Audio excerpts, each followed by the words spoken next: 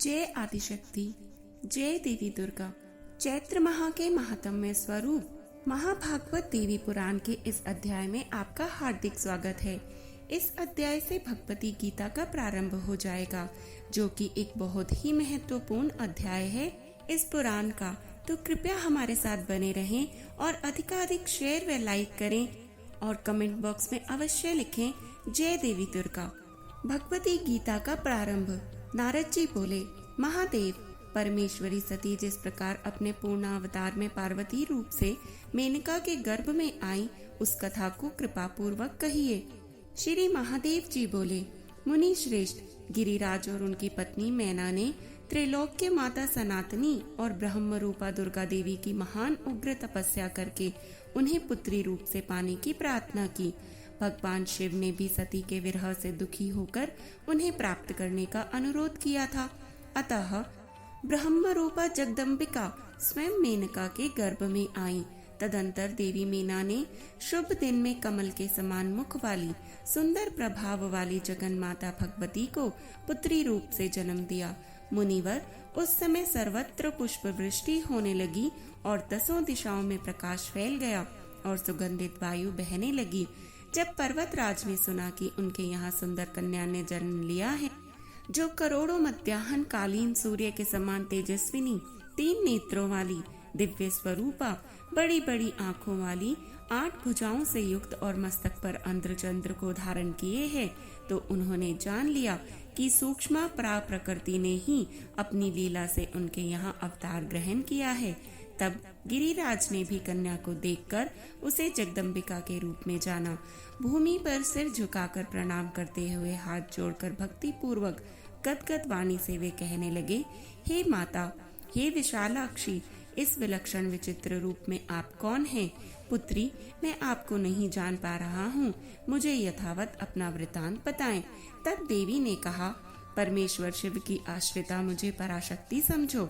मैं सारी सृष्टि का संचालन करती तथा शाश्वत ज्ञान और ऐश्वर्य की मूर्ति हूँ। मैं ही ब्रह्म, विष्णु और महेश आदि की जन्मदात्री हूँ और सृष्टि, स्थिति, विनाश का विधान करने वाली मुक्तिदायिनी जगदम्बिका हूँ। मैं सबकी अंतरात्मा के रूप में स्थित हूँ और संसार समुद्र से उद्धार करने वाली हूँ। मैंने तुम दोनों पति पत्नी की तपस्या से संतुष्ट होकर अपनी लीला से तुम्हारे घर में जन्म लिया है। तुम अत्यंत भाग्यशाली हो। हिमालय बोले, माता, आपने नित्या होकर भी कृपा पूर्वक मेरे घर में पुत्री रूप से जन्म लिया है। यह मेरे अनेकों जन्मों का किए हुआ पुण्यों का फल ही है तथा मैं इसे अपना सौभाग्य मानता हूँ। तब देवी बोली, पिताजी, मैं आपको दिव्य चक्षु प्रदान करती हूँ, जिनसे मेरे ऐश्वर्यशाली रूप के दर्शन कर आप अपने हृदय का संशय मिटा लीजिए और मुझे ही सर्वदेवमयी समझिए। श्री महादेव जी बोले, ऐसा कहकर गिरिराज हिमवान को दिव्य दृष्टि प्रदान कर जगदम्बा माता ने अपनी अलौकिक महाश्वर स्वरूप के दर्शन कराए। उनका वह ज्योतिर्मय रूप करोड़ों चंद्रमाओं की प्रभा से युक्त था। उनके मस्तक पर अर्धचंद्र की सुंदर लेखा विराजमान थी। उनके हाथ में श्रेष्ठ त्रिशूल और मस्तक पर जटाएं सुशोभित हो रही थी। हजारों कालिग्नि की आभा के समान उनका रूप भयानक और उग्र था। उनके 5 मुख और 3 नेत्र थे तथा उन्होंने सर्प का यज्ञोपवीत धारण कर रखा था। इस प्रकार व्याघ्र चर्म को धारण किए हुए तथा श्रेष्ठ सर्पों के आभूषण से सुशोभित उनके इस रूप को देखकर हिमवान बड़े चकित हुए। तब उनकी माँ मैना ने कहा कि मुझे अपना दूसरा रूप दिखाइए। तब माँ जगदम्बा ने अपने उस महेश्वर रूप को तिरोहित करके तत्क्षण ही दूसरा रूप प्रकट किया। मुनि श्रेष्ठ, उन सनातनी विश्व रूपा जगदम्बा की आभा शरत काल के चंद्रमा के समान थी। सुंदर मुकुट से उनका मस्तक प्रकाशमान हो रहा था और उन्होंने हाथों में शंख, चक्र, गदा एवं पद्म धारण किए हुए थे। उनके 3 नेत्र अति सुंदर थे। उन्होंने दिव्य वस्त्र, माला और गंधानुलेप धारण कर रखा था। वे योगेंद्र वृंद से वंदनीय थी। उनके चरण कमल अति सुंदर थे तथा अपने हाथ, पैर, आँख, मुख, सिर आदि दिव्य विग्रह से वे सभी दिशाओं को व्याप्त किए हुए थी। इस प्रकार के परम अद्भुत रूप को देखकर हिमवान ने अपनी कन्या को पुनः प्रणाम किया और इस प्रकार बोले, हे माता, आपका यह श्रेष्ठ स्वरूप भी परम ऐश्वर्य से संपन्न है, जिसे देखकर मैं चकित हूँ। मुझे तो कोई अन्य ही रूप दिखलाएं। हे परमेश्वरी, आप जिसकी आश्रय हैं, वह व्यक्ति निश्चय ही अशोच्य और धन्य है। माँ, कृपा पूर्वक मुझ पर अनुग्रह करें। आपको बारंबार नमस्कार है। तब हिमालय राज के आग्रह पर माता ने अपने उस रूप को भी समेटकर एक दिव्य रूप धारण किया। नील कमल के समान सुंदर श्याम वर्ण एवं वनमाला से विभूषित उस रूप की चारों भुजाओं में शंख, चक्र, गदा और पद्म सुशोभित थे। उनका इस प्रकार से रूप देखकर उनके पिता हिमालय जगदम्बा माँ का इस स्तोत्र से स्तवन करने लगे। हे माता, हे परम शक्ति, आप प्रसन्न हो। आप ही इस चराचर जगत की अधिष्ठात्री और परम आश्रय हैं। शिवे, आप ही सब कुछ हैं। इस त्रिभुवन में आपके अतिरिक्त अन्य कोई तत्व विद्यमान नहीं है। आप ही ब्रह्मा, विष्णु और महेश हैं तथा आप ही पराशक्ति हैं। आपकी अचिंत्य लीला का वर्णन मैं कैसे करूं, जिसके ब्रह्मा आदि भी पार नहीं पा सकते। विश्वेश्वरी, आप ही स्वाहा रूप से सभी देवताओं की तृप्ति कारिका, स्वधा रूप से पितरों की तृप्ति का कारण और महादेव प्रिया हैं। आप ही हव्य और कव्य हैं। आप ही नियम, यज्ञ, तप और दक्षिणा हैं। आप ही स्वर्ग आदि लोकों को प्रदान करने वाली हैं। हे वरदायिनी भगवती, मैं आपको भक्ति पूर्वक प्रणाम करता हूँ। हे विश्वेश्वरी, मेरी रक्षा करें। जगदम्बिका, आप सहस्त्रों उदीयमान सूर्यों के समान आभा वाली, 8 भुजाओं से युक्त, विशाल नेत्रों वाली एवं मस्तक पर चंद्र रेखा से सुशोभित हैं तथा आप कल्याणकारिणी ने लीला पूर्वक स्वयं ही मेरे घर में जन्म लिया है। उदीयमान करोड़ों चंद्रमाओं की शीतल कांति से युक्त नयनों वाली त्रिनेत्रा बाल स्वरूपा, आप भगवती जगन माता को मैं भक्ति पूर्वक प्रणाम करता हूँ। आप प्रसन्न हो। मैं आपके 5 मुख कमलों और भयानक 3 नयनों से आप सुशोभित हुई को, अर्धचंद्र सहित जटाजूट को अपने मस्तक पर धारण करने वाली हे शरणदात्री विश्वजननी, मैं आपको भक्ति पूर्वक प्रणाम करता हूँ। हे अंबिके, मुझ पर प्रसन्न हो। आप दिव्य वस्त्र धारणों से सुशोभित हैं। आपका जगन मोहन रूप 4 दिव्य भुजाओं से युक्त है। ब्रह्मादि समस्त देवगण आपकी स्तुति करते हैं और मैं भी आपके चरण कमलों में भक्ति पूर्वक प्रणाम करता हूँ। हे दुर्गे, जलधर की आभा युक्त नवीन और खिले हुए कमल के समान उज्जवल नेत्र वाला आपका रूप अपनी कांति से विश्व को विमोहित करने वाला है। आपके मुख पर मुस्कान सुशोभित है और आप, हे जगदम्बे, आपके विश्वात्मक रूप और गुण को सर्वात्मना वर्णन करने में तीनों लोकों में देवता तथा मनुष्य कोई भी सक्षम नहीं है। फिर मैं अल्पमति उसका कैसे वर्णन करूं? आप अपने स्वाभाविक गुणों से मुझ पर दया करते हुए अपनी परम माया से मुझे मोहित न करें। विश्वेश्वरी, आपको नमस्कार है। आपने पुत्री भाव से मेरे घर में जन्म लिया है, जो कि आपने अपनी लीला से ही किया है। मैं सभी के भाग्य की क्या सराहना करूं, जिन्हें अपने सैकड़ों जन्मों के अर्जित पुण्य के प्रभाव से त्रिलोक जननी की भी जननी हो जाने का सौभाग्य मिला है। श्री महादेव जी बोले, मुने, इस प्रकार गिरिराज हिमालय के द्वारा प्रार्थना करने पर पर्वतराज पुत्री सहसा पूर्व के समान सुंदर रूप में आ गई। मैना भी यह देखकर चकित हुई और अपनी पुत्री को ब्रह्म स्वरूपिणी जानकर गदगद वाणी से भक्ति पूर्वक कहने लगी, हे माता जगदम्बिका, मैं ना तो आपकी स्तुति ही जानती हूँ एवं ना भक्ति ही, फिर भी आप अपने करुणामय स्वभाव के कारण मुझ पर कृपा करती रहें। आप ही इस संसार की सृष्टि करती हैं। आप ही सब कर्मों का फल प्रदान करती हैं। आप ही सभी का आधार हैं और आप ही सभी को व्याप्त करके स्थित रहती हैं। श्री देवी जी बोली, माता, आपने और पिताजी ने उग्र तपस्या से मुझे परमेश्वरी को पुत्री रूप में पाने के लिए जो आराधना की थी, उन्हीं दोनों का तप का फल देने के लिए ही मैंने नित्य प्रकृति होकर भी हिमालय के द्वारा आपके गर्भ से जन्म लिया है। श्री महादेव कहने लगे, हे मुनि श्रेष्ठ, तब गिरिराज हिमालय ने उन देवी को बारंबार प्रणाम करके हाथ जोड़कर ब्रह्म विज्ञान की जिज्ञासा की। हिमालय जी बोले, माँ, आप बड़े भाग्य से मेरी पुत्री के रूप में आई हैं। यह आपकी लीला ही है, क्योंकि आप ब्रह्मादि देवगण और योगियों के लिए भी अगम्य और दुर्लभ हैं। महेश्वरी, मैं आपके चरणों कमलों की शरण में हूँ। माँ, चूंकि आप काली भी काल हैं, इसलिए आपको लोग महाकाली कहते हैं। आप मुझे कृपा पूर्वक उस उत्तम ब्रह्म विद्या की शिक्षा दें जिससे मैं इस अपार संसार सागर को सरलता पूर्वक पार कर जाऊं। श्री पार्वती माँ बोली, पिताजी महामते सुनिए, मैं उस योग का सार बताती हूँ जिसके जानने मात्र से प्राणी ब्रह्म स्वरूप हो जाता है। सद्गुरु से मेरे मंत्र को ग्रहण करके स्थिर चित हो साधक को शरीर, मन और वाणी से मेरा ही आश्रय ग्रहण करना चाहिए।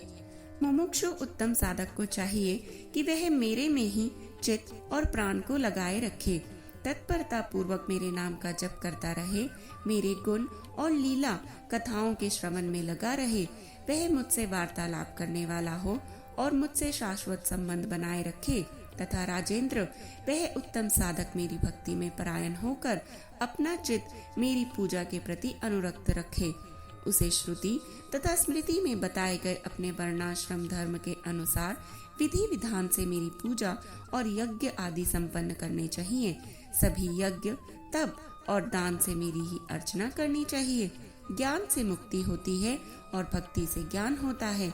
धर्म से भक्ति का उदय होता है और यज्ञ याग आदि धर्म के ही रूप हैं। इसलिए मोक्षार्थी को धर्म रूपी यज्ञार्चन आदि के लिए मेरे इस रूप का आश्रय लेना चाहिए। पिताजी, सभी आकारों में एकमात्र में ही विद्यमान हूँ और स्वर्ग के देवता मुझ सच्चिदानंद रूपा के अंश से ही उत्पन्न हैं। इसलिए वेदोक्त सभी कर्मों से भक्ति पूर्वक मेरा ही अर्चन करना चाहिए। बुद्धिमान व्यक्ति को अन्य कोई विचार नहीं करना चाहिए। इस प्रकार अनासक्त भाव से कर्मों को संपन्न करके विशुद्ध अंतःकरण वाले मोक्षार्थी साधक को आत्मज्ञान की प्राप्ति में निरंतर प्रयत्नशील होना चाहिए। पुत्र मित्र आदि से संबंधों में अनासक्त होकर वेदांत आदि शास्त्रों के अभ्यास में दत्तचित्त रहना चाहिए। ऐसे साधक को काम क्रोध आदि विकारों को तथा सभी प्रकार की हिंसा का पूर्ण रूप से त्याग करना चाहिए। ऐसा करने से उसे निसंदेह पराविद्या का ज्ञान प्राप्त हो जाता है। महाराज, जब इस आत्मा की प्रत्यक्ष अनुभूति होती है उसी क्षण मुक्ति हो जाती है। यह निश्चित सत्य बात आपके लिए मैं बता रही हूँ, किंतु पिताजी, मेरी भक्ति से विमुख प्राणियों के लिए यह प्रत्यक्षानुभूति अत्यंत दुर्लभ है। इसलिए मोक्ष साधकों को यज्ञ पूर्वक मेरी भक्ति में ही संलग्न रहना चाहिए। महाराज, आप भी मेरे बताए अनुसार करेंगे तो संसार के समस्त दुखों से कभी बाधित नहीं होंगे। तब हिमालय राज बोले, माता, वह कैसी विद्या है जिससे मुक्ति प्राप्त होती है? महेश्वरी, आत्मा क्या है तथा उसका स्वरूप क्या है, यह मुझे बतलाइए। श्री पार्वती जी बोली, तात महामते सुनिए, संसार से मुक्ति दिलाने वाली जो विद्या है उसके स्वरूप का मैं संक्षेप में वर्णन कर रही हूँ।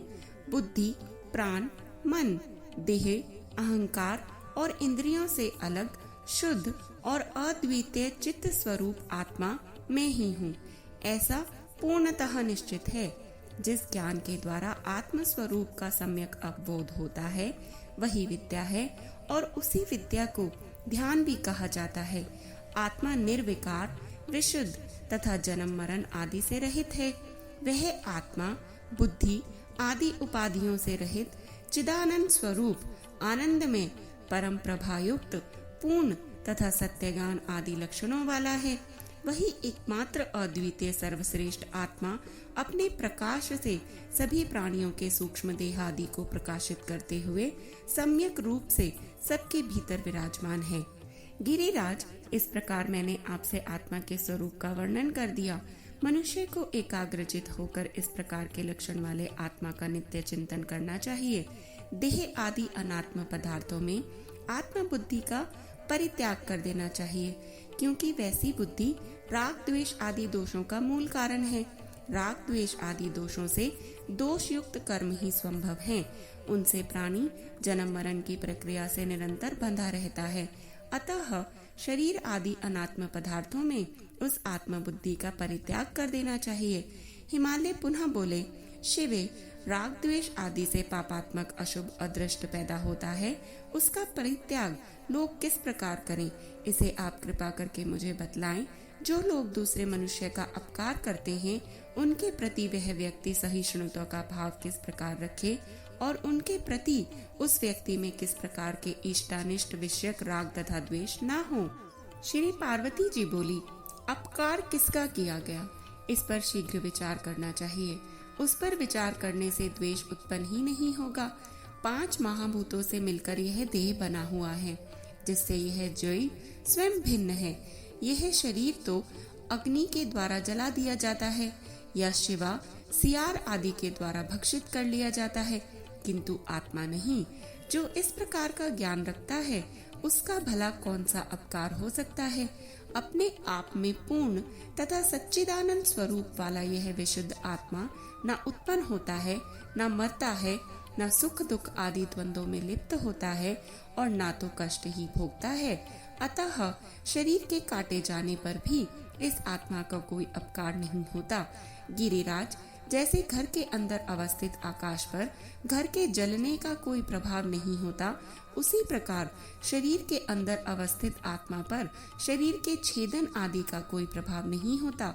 जो मारने में इस आत्मा को मारने वाला समझता है और जो शरीर के मारे जाने पर आत्मा को मारा गया समझता है, ऐसा सोचने वाले वे दोनों ही लोग भ्रमित चित्त वाले हैं, क्योंकि यह आत्मा ना तो मरता है और ना मारा ही जाता है। अपने स्वरूप को इस प्रकार जानकर और द्वेष छोड़कर मनुष्य सुखी हो जाए। द्वेष मन के संताप का मूल है। द्वेष सांसारिक संबंधों को भंग करने वाला है और द्वेष मोक्ष प्राप्ति में विघ्न उत्पन्न करने वाला है। अतः प्रयत्न पूर्वक उसका परित्याग कर देना चाहिए। हिमालय बोले, देवी, यदि देह तथा परमात्मा स्वरूप जीव का इस लोक में अपकार नहीं होता और ये दोनों दुख के भागी नहीं होते, तो फिर जिस दुख का साक्षात अनुभव होता है वह किसे होता है। महेश्वरी, इस शरीर में दुख भोगने वाला दूसरा कौन है। यदि मुझ पर आपकी कृपा है तो आप मुझ पे इस विषय को यथार्थ रूप से बतलाइए। श्री पार्वती जी बोली, ना तो इस देह को और ना तो इस परमात्मा स्वरूप आत्मा को ही दुख होता है, फिर भी यह निर्लेप विशुद्ध आत्मा मेरी माया से मोहित होकर स्वयं मैं सुखी हूँ, मैं दुखी हूँ ऐसा मान लेता है। वह माया अनादि अविद्या स्वरूपिणी तथा जगत को मोहित करने वाली है। पिताजी, वह आत्म तत्व उत्पन्न होते ही उस माया से आबद्ध हो जाता है और उसी से वह राग द्वेष आदि विकारों से व्याप्त होकर संसारी हो जाता है। महामते, यह आत्मा अपने लिंग रूप मन, जिसमें वासना निहित रहती है, उसको धारण करके लाचार सा बना हुआ इस संसार में व्यवहार करता है। रक्त वर्ण के पुष्प के समीप स्थित शुद्ध स्फटिक उसके सानिध्य के कारण उसी के रंग से युक्त लाल प्रतीत होता है, जबकि वास्तव में उसमें रंग विद्यमान नहीं रहता है। बुद्धि, इंद्रिय आदि के सानिध्य के कारण आत्मा को भी वही गति होती है। मन, बुद्धि और अहंकार जीव के सहयोगी हैं, तात अपने अपने कर्मों के अधीन होकर वे ही कर्म फल का भोग करते हैं। वे सभी समस्त विषयात्मक सुखों तथा दुखों का भोग करते हैं। आत्मा भोग नहीं करता, क्योंकि यह आत्मा प्रभुता संपन्न, विकार रहित तथा निर्लिप्त है। सृष्टि के समय यह जीव पूर्व जन्म की वासनाओं से युक्त अंतःकरण के साथ उत्पन्न होता है और इस प्रकार यह जीव प्रलय पर्यंत सृष्टि में निवास करता है। इसलिए महाराज, विद्वान पुरुषों को चाहिए कि ज्ञान विचार के द्वारा इच्छित तथा अनिच्छित पदार्थों की प्राप्ति में मोह का परित्याग कर सुखी हो जाए। देह मन के संताप का मूल है और यह देह संसार का कारण भी है। यह देह कर्म से उत्पन्न होता है और वह कर्म पाप तथा पुण्य भेद से 2 प्रकार का होता है। राजेंद्र, उन्हीं पाप पुण्य के अंश के अनुसार जीव को सुख तथा दुख प्राप्त होते हैं। दिन एवं रात की भांति इन सुख और दुख का उल्लंघन नहीं किया जा सकता। स्वर्ग आदि की प्राप्ति की कामना करने वाला विधान पूर्वक पुण्य कर्म करके स्वर्ग प्राप्त करने के बाद ही शीघ्र ही कर्म से प्रेरित होकर पुनः मृत्युलोक में गिरता है। अतएव विद्वान को आसक्ति का त्याग करते हुए विद्याभ्यास से तत्पर रहकर तथा सत्संग करके परम सुख की अभिलाषा रखनी चाहिए। हिमालय बोले, शिवे, यह पंचभूतात्मक देह ही दुख का कारण है, क्योंकि उससे विलग जीव दुखों से प्रभावित नहीं होता है। माता महेश्वरी, जिस देह को प्राप्त कर यह जीव पुण्य करके स्वर्ग प्राप्त करता है, वह यह देह किस प्रकार उत्पन्न होता है और यह जीव पुण्य के क्षीण होने पर पुनः पृथ्वी पर किस प्रकार उत्पन्न होता है। यदि आप मुझ पर कृपा रखती हैं तो इन बातों को शीघ्र ही विस्तार पूर्वक मुझसे बतलाइए। श्री पार्वती जी बोली, पृथ्वी, जल, अग्नि, वायु और आकाश, इन्हीं पंच महाभूतों से यह देह निर्मित है, इसलिए यह पांच भौतिक कहा गया है। उन पांचों में पृथ्वी तत्व तो प्रधान है और शेष चार की उसके साथ सहभागिता मात्र है। गिरिराज, वह यह पांच भौतिक देह भी चार प्रकार का कहा गया है, जिसे मुझसे समझ लीजिए। अंडज, स्वदेज, उद्भिज और जरायुज, ये उसके भेद हैं। महाराज, उनमें पक्षी, सर्प आदि अंडज हैं, मशक आदि स्वदेज हैं, वृक्ष, झाड़ी आदि सुषुप्त चैतन्य वाले उद्भिज हैं और मनुष्य, पशु आदि जरायुज हैं। शुक्र, रज आदि से निर्मित देह को जरायुज समझना चाहिए। पुनः उस जरायुज को भी पुरुष, स्त्री तथा नपुंसक भेद से तीन प्रकार का जानना चाहिए। पर्वतराज, शुक्र की अधिकता से पुरुष, रज की अधिकता से स्त्री और उन दोनों की समानता से नपुंसक होते हैं। अपने कर्मों के वशीभूत जीव ओस कणों से संयुक्त होकर पृथ्वी तल पर गिरने पर धान्य के बीच पहुंचता है। वहां रहकर चिरकाल तक कर्म भोग करता है। पुनः जीवों के द्वारा उसका भोग किया जाता है। तदंतर पुरुष के देह में गुह्य इंद्रियों में प्रविष्ट होकर वह वीर्य रूप हो जाता है। उसी कारण से वह जीव भी वीर्य में सन्निविष्ट हो जाता है। महामते, तत्पश्चात ऋतु काल में स्त्री के साथ पुरुष का संयोग होने पर वीर्य के साथ साथ वह जीव भी माता के गर्भ में पहुंच जाता है। राजन, रजो धर्म के चौथे दिन स्त्री ऋतु स्नान करके शुद्ध होती है। उस दिन से लेकर 16वें दिन तक ऋतु काल कहा गया है। पर्वत श्रेष्ठ, विषम दिन में समागम करने से स्त्री और सम दिन में समागम करने से पुरुष की उत्पत्ति होती है। पिताजी, ऋतु स्नान की हुई कामात्र स्त्री जिसके मुख का दर्शन करती है, उसी की मुखाकृति की संतान जन्म लेती है। अतः स्त्री को उस समय अपने पति का मुख अवश्य देखना चाहिए। महामते, वह वीर्य स्त्री के यौन स्थित रज से मिलकर एक दिन में कलल बन जाता है। वही कलल अत्यंत सूक्ष्म झिल्ली से पूर्णतया आवृत होकर 5 दिनों में बुलबुले के आकार का हो जाता है। अत्यंत सूक्ष्म आकार की जो चमड़े की झिल्ली होती है, उसे जरायु कहा जाता है। चूंकि उसमें वीर्य तथा रज का योग होता है तथा उसी से गर्भ उत्पन्न होता है, इसीलिए उसे जरायुज कहा गया है। तत्पश्चात 7 रातों में वह मांसपेशियों से युक्त हो जाता है और फिर एक पक्ष में वह जो पेशी होती है उसमें रक्त प्रवाह होने लगता है। तत्पश्चात 25 रातों में देह के अवयव अंकुरित होने लगते हैं। महामते, 1 महीने में क्रम से स्कंद, गर्दन, सिर, पीठ और पेट, ये 5 प्रकार के अंग निर्मित हो जाते हैं।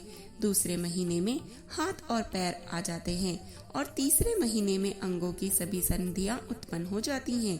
पुनः चौथे महीने में सभी अंगुलियां बन जाती हैं और उसी महीने में उसके भीतर जीव की अभिव्यक्ति हो जाती है, जब माता के उदर में स्थित गर्भ चलने भी लग जाता है। 5वें महीने में नेत्र, कान और नाक का निर्माण होता है एवं उसी महीने में मुख, कमर, गूदा, शीशन, लिंग आदि गुह्य अंग और कानों में दोनों छिद्र भी बन जाते हैं। उसी तरह छठे महीने में मनुष्य की नाभि बन जाती है और 7वें महीने में केश, रोम आदि उग जाते हैं। 8वें महीने में गर्भ में सभी अवश्य स्पष्ट रूप से अलग अलग बन जाते हैं। इस प्रकार पिताजी, जन्म के पश्चात उगने वाली दाढ़ी, मूंछ और दांत आदि को छोड़कर सभी अंग कर्म से निर्मित होते जाते हैं। 9वें महीने में जीव में पूर्ण रूप से चेतना शक्ति आ जाती है। वह उदर में स्थित रहकर माता के द्वारा ग्रहण किए गए भोजन के अनुसार वृद्धि को प्राप्त होता रहता है। वहाँ पर अपने जन्मांतर के कर्मों के अनुसार घोर यातना प्राप्त करके वह जीव खिन्न हो उठता है और पूर्व जन्म में अपने शरीर से किए गए कर्मों को याद कर अत्यंत दुखी हो जाता है। माता के गर्भ में इस प्रकार का कष्ट प्राप्त करके भी जीव बार बार पृथ्वी पर जन्म लेता रहता है। गर्भावस्था में वह जीव मन में यह सोचकर स्वयं से यह बात कहता है, मैंने अन्यायपूर्वक धन कमाया और उससे अपने कुटुंब का भरण पोषण किया, किंतु दुर्गति का नाश करने वाली भगवती दुर्गा की आराधना नहीं की। अब यदि गर्भ के दुग्ध से मुझे छुटकारा मिल जाए तो मैं पुनः महेश्वरी दुर्गा को छोड़कर विषयों का सेवन नहीं करूंगा और सर्वदा सम्माहित चित्त होकर भक्ति पूर्वक उन्हीं की पूजा करूंगा। पुत्र स्त्री आदि के मोह के वशीभूत होकर तथा सांसारिकता में अपने मन को आसक्त करके मैंने व्यर्थ में ही अनेक बार अपना अहित कर डाला। इस समय उसी के प्रणाम स्वरूप मैं यह असहनीय गर्भ दुख भोग रहा हूँ। अब मैं पुनः सांसारिक विषयों का सेवन नहीं करूँगा। इस प्रकार अपने कर्मा अनुसार अनेक प्रकार के दुखों का अनुभव करके वह जीव अपने अंगों में मैदा तथा रक्त लिपटे हुए और झल्ली से आवृत होकर प्रसव वायु के वशीभूत योनि के अस्थि यंत्र से पिसता जाता हुआ उसी प्रकार योनि मार्ग से बाहर निकलता जाता है, जैसे पातकी जीव नरक से निकलता है। तदंतर वह जीव मेरी माया से मोहित होकर उन सभी दुखों को भूल जाता है और कुछ भी न कर सकने की स्थिति को प्राप्त होकर मांस पिंड की भांति स्थित रहता है। जब तक कफ आदि से उसकी सुषुम्ना नाड़ी अवरुद्ध रहती है, तब तक वह स्पष्ट वाणी बोलने में तथा चल फिर सकने में समर्थ नहीं होता और देव योग से जब वह कुत्ते, बिल्ली आदि दाढ़ युक्त जंतुओं से पीड़ित होता है, तब स्वजनों द्वारा उसकी सम्यक रक्षा की जाती है। बाद में वह स्वेच्छया कुछ बोलने लगता है और दूर दूर तक चलने भी लगता है। पिताजी, इसके बाद कुछ काल बीतने पर यौवन के उन्माद में आकर वह काम क्रोध आदि से युक्त होकर पाप तथा पुण्य कर्म करने लगता है।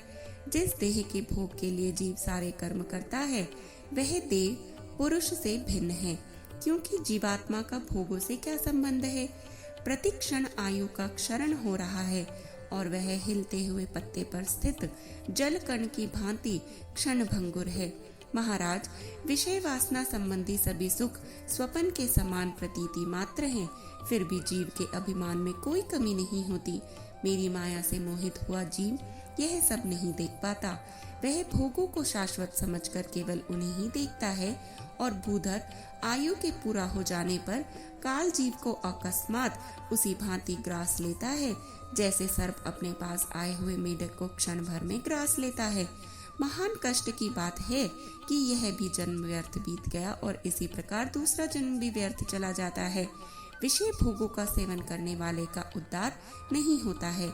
अतः आत्म तत्व का विचार करके वासनात्मक सुख का परित्याग कर शाश्वत ऐश्वर्य की प्रीति की कामना करते हुए मेरी उपासना में तत्पर रहना चाहिए। तभी ब्रह्म से स्थिर संबंध बनता है। अपनी आत्मा को देह आदि से पृथक निश्चित करके मिथ्या ज्ञान जनित देह आदि की ममता का त्याग कर देना चाहिए। पिताजी, यदि आप संसारिक दुखों से छुटकारा चाहते हैं तो एकाग्रचित होकर भक्ति पूर्वक मुझ ब्रह्म रूपिणी भगवती की आराधना कीजिए। हिमालय बोले, देवी, यदि आपका आश्रय ग्रहण न करने वालों की मुक्ति है ही नहीं, तो कृपया करके मुझे यह बतलाएं कि मनुष्य किस प्रकार आपकी शरण को प्राप्त करे। माता, देह संबंधी से छुटकारा पाने के लिए मोक्ष की इच्छा रखने वालों के लिए आपका ध्यान किस प्रकार करना चाहिए और आपकी कैसी भाव भक्ति करनी चाहिए। तब पार्वती मैया बोली, हजारों मनुष्य में कोई कोई सिद्धि के लिए प्रयास करता है और सिद्धि के लिए तत्पर उन हजारों लोगों में कोई कोई ही मुझे वस्तुतः जान पाता है। तात, मुमुक्षुओं की देह बिंद से मुक्ति के लिए मेरे निष्फल सूक्ष्म वाणी से परे अत्यंत निर्मल निर्गुण परम ज्योति स्वरूप सर्वव्यापक एकमात्र कारण रूप विकल्प रहित आश्रयहीन और सच्चिदानंद विग्रह वाले स्वरूप का ध्यान करना चाहिए। तात, मैं बुद्धिमानों की सद्बुद्धि हूँ। पर्वतराज, मैं ही पृथ्वी में पवित्र गंध के रूप में विद्यमान हूँ। मैं ही जल में रस के रूप से व्याप्त हूँ। चंद्रमा की प्रभा मैं ही हूँ। मैं ही तपस्वियों की तपस्या हूँ। सूर्य का तेज मैं ही हूँ और बलवान प्राणियों का काम रोग आदि से रहित बल भी मैं ही हूँ। हे राजेंद्र, मैं समस्त कर्मों में पुण्यात्मक कर्म हूँ। छंदों में गायत्री नामक छंद हूँ। बीज मंत्रों में प्रणव हूँ और सभी प्राणियों में धर्मानुकूल काम हूँ। भूधर, इसी प्रकार और जो भी सात्विक, राजस तथा तामस भाव हैं, वे मुझसे ही उत्पन्न हुए हैं, मेरे अधीन हैं और मुझ में ही विद्यमान हैं। पर्वत श्रेष्ठ, मैं उनके अधीन कदापि नहीं हूँ। महाराज, माया से मोहित हुए लोग मेरे इस सर्वव्यापी अद्वैत, परम तथा निर्विकार रूप को नहीं जान पाते हैं, किंतु जो लोग भक्ति पूर्वक मेरी उपासना करते हैं, वे इस माया को पार कर जाते हैं। ऋक आदि ऋतुओं में भी मेरे परम ऐश्वर्य को नहीं जान पाती। पिताजी, नग श्रेष्ठ, सृष्टि के लिए मैंने ही अपने रूप को स्त्री तथा पुरुष भेद से 2 भागों में विभक्त किया। शिव ही प्रधान पुरुष हैं और शिवा ही परम शक्ति हैं। महाराज, तत्वदर्शी योगी जन मुझे ही शिव शक्ति से युक्त ब्रह्म एवं परात्पर तत्व कहते हैं। मैं ब्रह्म रूप से इस चराचर जगत की सृष्टि करती हूँ। परम पुरुष विष्णु होकर इस संपूर्ण विश्व का पालन करती हूँ और अंत में अपनी इच्छा से दुराचारियों के क्षमन के उद्देश्य से महारुद्र रूप से संहार करती हूँ। इसी तरह महामते, मैं राम आदि रूपों से पृथ्वी पर बार बार अवतार लेकर दानवों का वध करके पुनः पुनः जगत का पालन करती हूँ।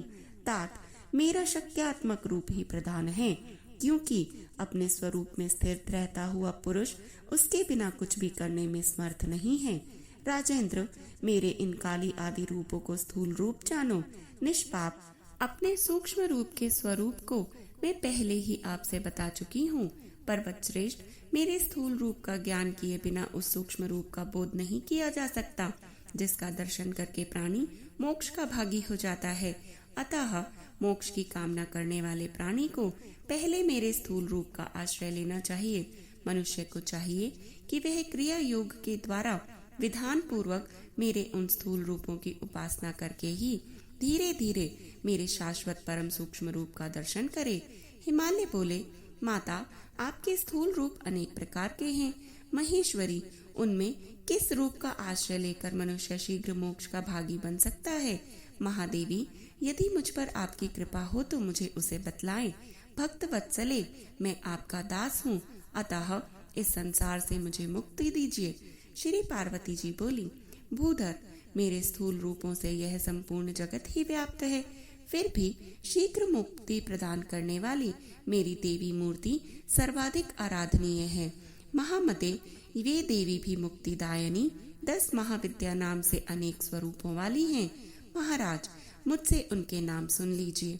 महाकाली, तारा, षोडशी, भुवनेश्वरी, भैरवी, बगला, बगलामुखी, छिन्न या छिन्न मस्ता, महात्रिपुर सुंदरी, धूमावती और मातंगी नामों वाली ये मनुष्यों को मोक्ष फल प्रदान करने वाली हैं। इनकी परम भक्ति करने वाला निसंदेह मोक्ष प्राप्त कर लेता है। तात, आप मन और बुद्धि से मेरे प्रति समर्पित होकर इनमें से किसी एक का क्रिया योग के द्वारा आश्रय ग्रहण कीजिए। इससे आप निश्चित रूप से मुझे प्राप्त कर लेंगे। भूधर, मुझको प्राप्त होकर महात्मा लोग अनित्य तथा दुख त्रय से परिपूर्ण पुनर्जन्म को कभी नहीं पाते। राजन, निरंतर एक निष्ठ चित्त वाला होकर जो नित्य मेरा स्मरण करता है, उस भक्ति परायण योगी को मैं मुक्ति प्रदान करती हूँ। भक्ति पूर्वक मेरा स्मरण करते हुए जो अंत में प्राण त्याग करता है, वह कभी भी पुनर्जन्म आदि सांसारिक दुख समूह से पीड़ित नहीं होता। महामते, मेरे प्रति अनन्य चित्त से जो लोग भक्ति पूर्ण होकर नित्य मुझको भजते हैं, उन्हें मैं मोक्ष प्रदान करती हूँ। महाराज, मेरा वह शक्त्यात्मक रूप बिना किसी श्रम के ही मुक्ति देने वाला है, इसलिए आप उस रूप का आश्रय लीजिए। इससे आप अवश्य ही मोक्ष प्राप्त कर लेंगे। राजेंद्र, जो लोग श्रद्धा से युक्त होकर भक्ति पूर्वक अन्य देवताओं की भी उपासना करते हैं, वे भी प्रकारांतर से मेरी ही उपासना करते हैं, इसमें कोई संदेह नहीं है। समस्त यज्ञों का फल प्रदान करने वाली मैं यद्यपि सर्वव्यापिनी हूँ, फिर भी जो लोग एकमात्र उन्हीं अन्य देवताओं की भक्ति में तत्पर रहते हैं, उनकी मुक्ति अत्यंत दुर्लभ है। अतः देह बंधन से मुक्ति के लिए आप अपने मन को नियंत्रित करके मेरी ही शरण में आइए। ऐसा करने से आप मुझे प्राप्त कर लेंगे, इसमें संशय नहीं है। आप जो कुछ करते हैं, खाते हैं, हवन करते हैं और दान करते हैं, वह सब मुझे अर्पण करके आप कर्म बंधन से छूट जाएंगे। जो लोग सच्ची भक्ति से मेरी आराधना करते हैं, वे मुझ में हैं और मैं भी उनमें स्थित हूँ। महामते, मेरे लिए कोई भी प्रिय और अप्रिय नहीं है। अत्यंत दुराचारी रहा हुआ मनुष्य भी यदि अनन्य भाव से मेरी उपासना करने लगता है तो वह भी पाप रहित होकर बंधन से छूट जाता है। वह शीघ्र ही धर्मात्मा हो जाता है और धीरे धीरे संसार सागर को पार भी कर लेता है। पर्वतराज, मुझ में भक्ति रखने वाले प्राणियों के लिए मुक्ति सुलभ हो जाती है। अतः महामते, आप पराभक्ति से युक्त होकर मेरी आराधना कीजिए। मैं आपको जन्म मरण रूपी समुद्र से निश्चित रूप से पार करा दूंगी। आप मुझ में अनुरक्त मन वाले होइए, मेरे उपासक बनिए, मुझे नमस्कार कीजिए और मेरे परायण होइए। ऐसा करने से आप मुझ में ही प्राप्त होंगे और संसारिक कष्ट आपको कभी पीड़ित नहीं कर सकेंगे। जय माता दुर्गा की। आगे के और अध्यायों को श्रवण करने के लिए कृपया हमारे साथ जुड़े रहें और सदैव जपते रहें। हर हर महादेव।